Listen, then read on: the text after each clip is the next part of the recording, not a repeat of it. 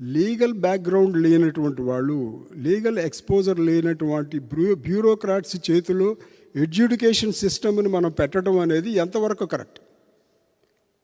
దానికి ఏమైనా checks and balances ఈ లెజిస్లేషన్ చేసే ముందు ఎవరితో డిస్కస్ చేశారా? డిబేట్ పెట్టారా? ఎఫెక్టెడ్ పర్సన్స్ని ఏంటి అనేది దాని అమెండ్మెంట్కి అడిగారా? ఏమీ లేదు. వాళ్ళంతటా వాళ్ళు చేసుకుంటూ పోయారు. ఏంటంటే యూ హ్యావ్ టు ఫాలో. అది అన్నట్టుగా చాలామంది ఈ చట్టం వచ్చిన తర్వాత ఈవెన్ సర్వే చేయటం అని వీటిలో ఇంప్లిమెంటేషన్ కూడా స్టార్ట్ అయిపోయింది. అక్కడ అడ్వకేట్ జనరల్ ఏమో హైకోర్టులో ఏం చెప్తారు, ఇంకా అపాయింటెడ్ డే లేదు ఇంకా ఇంప్లిమెంటేషన్కి అంటే, కోర్ట్స్ ఏమన్నారు, కోర్ట్స్కి డైరెక్షన్ ఇచ్చారు, యూ టేక్ ది సూట్స్ మీరు రిసీవ్ చేసుకోవచ్చు, ఎగ్జిస్టింగ్ సూట్స్ మీరు ఎడ్యుడికేట్ చేయొచ్చు అని ఇచ్చారు. అంతవరకే. అంటే అక్కడ కూడా ప్రతి చోట కూడా మనకి మిస్లీడింగ్, పబ్లిక్ని మిస్లీడ్ చేస్తున్నారు, అందరినీ మిస్లీడ్ చేస్తున్నారు. యాక్చువల్గా ఇది స్టే చేయాల్సిన కొన్ని అందులో ఇష్యూస్ ఉన్నాయి, కొన్ని సెక్షన్స్ హైకోర్టు స్టే చేసేది.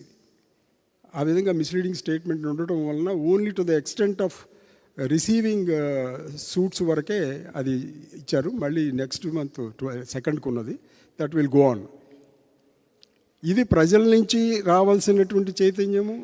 అడ్వకేట్ అంటే ఎవరు? ప్రజల మనిషే, ప్రజల రిప్రజెంటేటివే కదా. మనం కూడా మనకే ఇది అయిందంటే మనం ప్రజలను రిప్రజెంట్ చేస్తున్నాము, ప్రజలను కూడా ఇందులో పార్టిసిపేట్ చేద్దాం, అన్ని రాజకీయ పార్టీలని పార్టిసిపేట్ చేద్దాము. చేసిన తర్వాత ఒక ఉద్యమంలాగా మనం చేసి దీన్ని, ఇటువంటిది మళ్ళీ ఏ గవర్నమెంట్ కూడా డేర్ చేయకూడదు. ఇది ఇప్పుడు మాకు తెలిసి మేము ఎర్లియర్ గవర్నమెంట్ లీడర్గా చేసినప్పుడు కొన్ని ఏంటంటే సెంట్రల్ గవర్నమెంట్ వాళ్ళు ఏం చేస్తారు, బేసిక్గా ఈ ఎన్విరాన్మెంట్ కానీ ఫారెస్ట్ కానీ ఇటువంటి కొన్నిటిలో పర్యావరణ పరంగా కొన్ని గైడ్లైన్స్ ఇస్తారు. మీరు ఈ గైడ్లైన్స్ ఫాలో అయ్యి మీరు చేసుకోండి, మీ లెజిస్లేషన్ చేసుకోండి అని. అంతేగాని దాన్ని హార్డ్ అండ్ ఫాస్ట్ రూల్ కాదు, you have to implement in toto. వాడు పంపించింది యాజ్ ఇట్ ఈస్గా. ఇప్పుడు 151 ఉన్నారు, no discussion, nothing, we can pass the bill, then it becomes an act, then it will be enforced.